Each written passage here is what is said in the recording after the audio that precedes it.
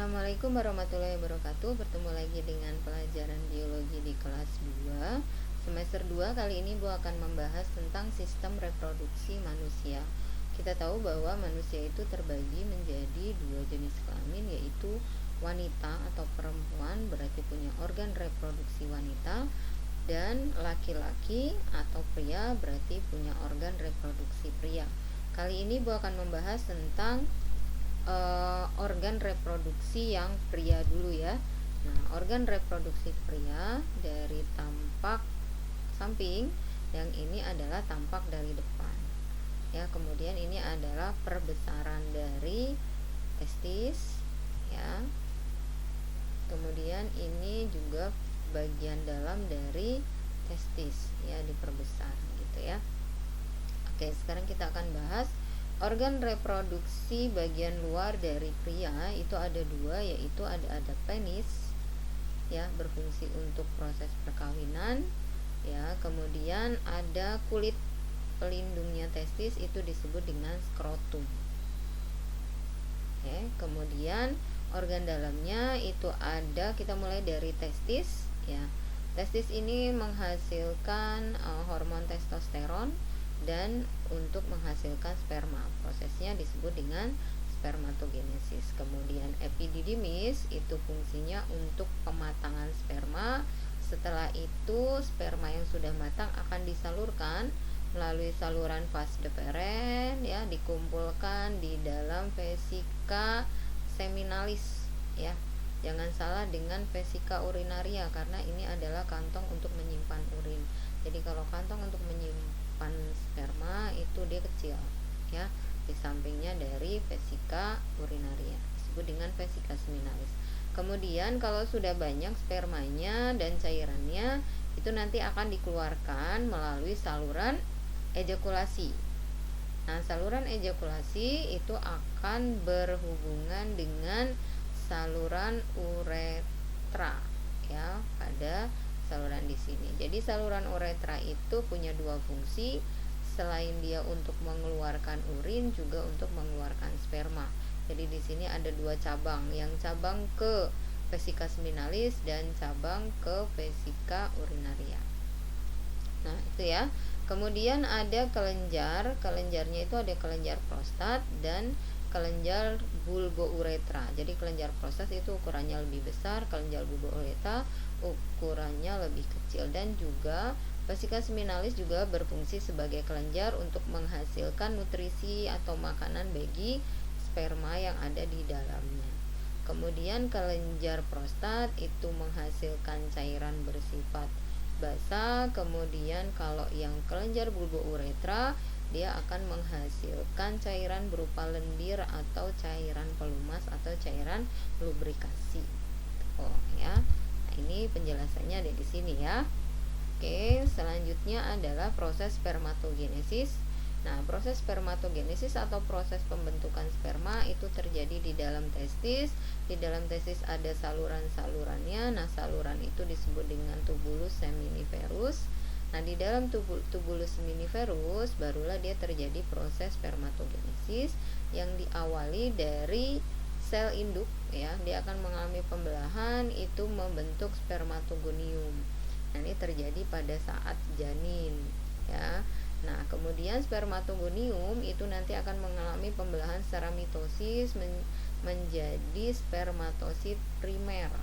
Ini kurang ya. Nah, spermatosit primer. Jadi setiap satu spermatogonium akan membelah menjadi dua spermatosit primer. Cuman di sini di gambarnya cuma satu ya. Kemudian dari satu spermatosit primer ya, dari satu spermatosit primer itu dia akan membelah menjadi spermatosit sekunder ya, spermatosit sekunder. Nah, pembelahannya itu adalah disebut dengan meiosis 1. Nah, di sini terjadi pengurangan jumlah kromosom. Apa itu kromosom? Itu nama lain dari DNA. Jadi kalau DNA masih berupa benang-benang, kromosom itu sudah dipaket menjadi bentuk tertentu supaya lebih padat gitu ya. Nah, kemudian Kromosom yang kalau kromosom pada manusia jumlahnya itu adalah 46, itu tidak akan pernah berubah ya, 46. Jadi kalau mengalami pembelahan meiosis 1 dibelah selnya menjadi 2, maka ini akan dapat setengah-setengahnya. Jadi dapat 23 kromosom dan ini 23 kromosom. Atau bisa juga disebut dari kondisinya yang spermatosit itu adalah 2N, dia menjadi N. Ya, setengahnya. Pokoknya ingat aja, meiosis 1 berarti jumlah kromosom setengahnya dari sel awalnya. Kemudian spermatosit sekunder akan mengalami pembelahan meiosis 2 ya, masing-masing. Nah, itu menjadi 4 sel ya. Masing-masing kondisinya bukan setengahnya lagi tapi tetap N. Jadi hanya pembelahan sel tanpa ada pembagian lagi jumlah kromosomnya. Kemudian spermatosit sekunder akan berdiferensiasi menjadi sperma. Jadi dibentuk ekor atau sitoplasmanya memanjang membentuk ekor. Ya, jadi urutannya adalah dari spermatogonium menjadi spermatosit primer, spermatosit sekunder, spermatid dan spermatozoa. Oke, sekarang kita lihat bagian-bagian dari sperma. Ya, bagian kepala, kemudian bagian tengah ini, kemudian adalah bagian ekor. Nah, bagian kepala disebut dengan akrozom. Itu akrosom, yaitu dia tempat menghasilkan enzim-enzim. Nah, enzim-enzim ini secara umum adalah untuk menembus membran dari ovum. Jadi ada akrosin untuk menembus zona pellucida, hyaluronidase untuk menembus corona radiata, antifertilizin untuk melekat pada ovum yang nantinya dia bisa masuk ke dalam ovum.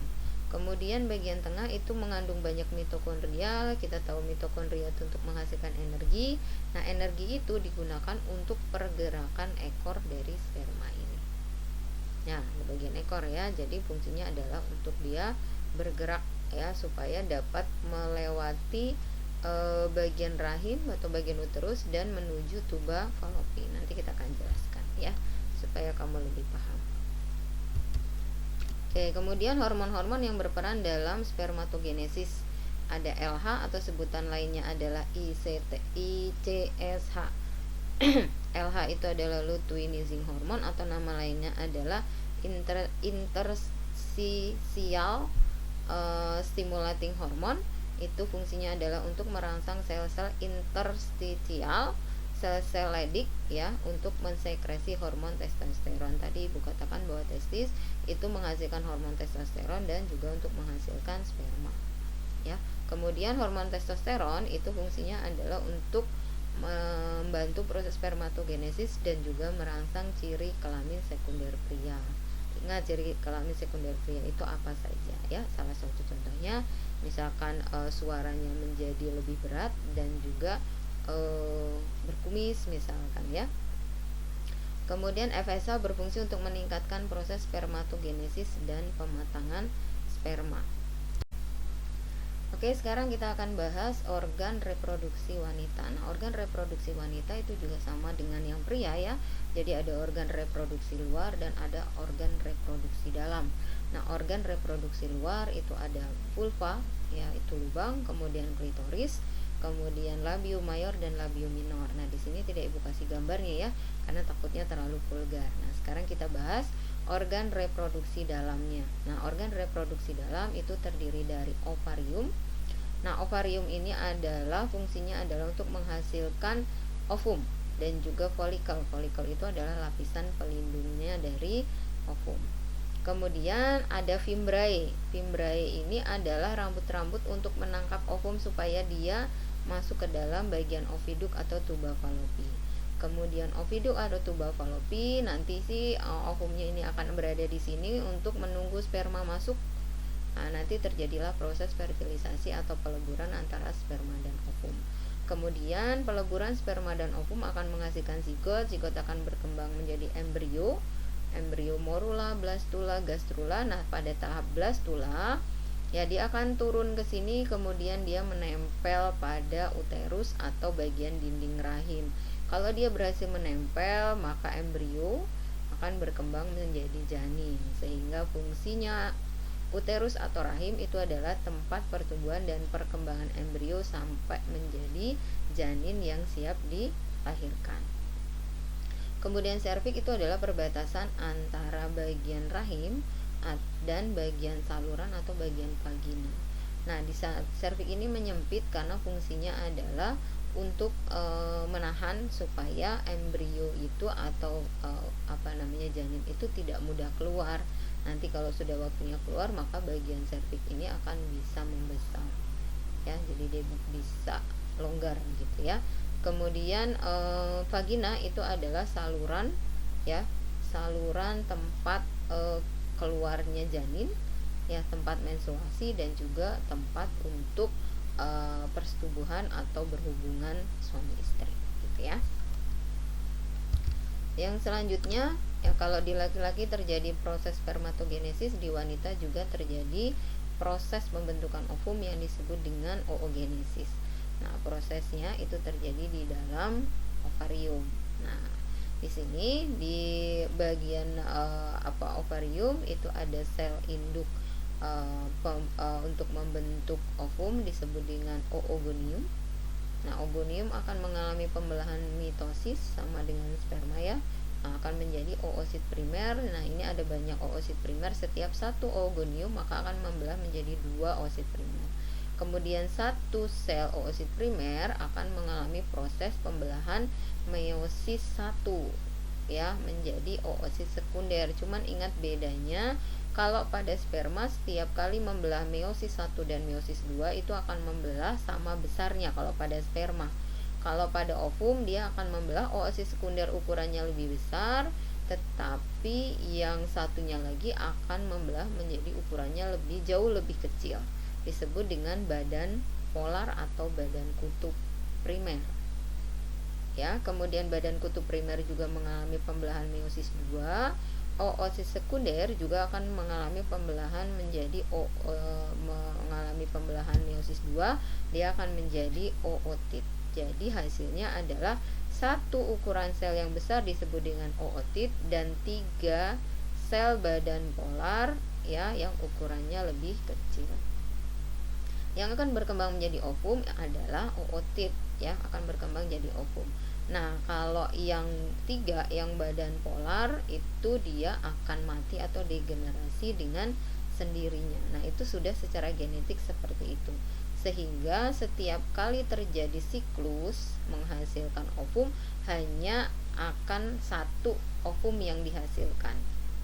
Ya, kemudian pertanyaannya, kok bisa, Bu, menghasilkan anak kembar? Bisa, ya, karena itu secara general, secara umum kebanyakan dihasilkan 1, tapi bisa saja terjadi kesalahan metabolisme kemudian menghasilkan 2 ovum. Kalau sperma kan selalu banyak, kalau ada 2 ovum berarti ada 2 embrio.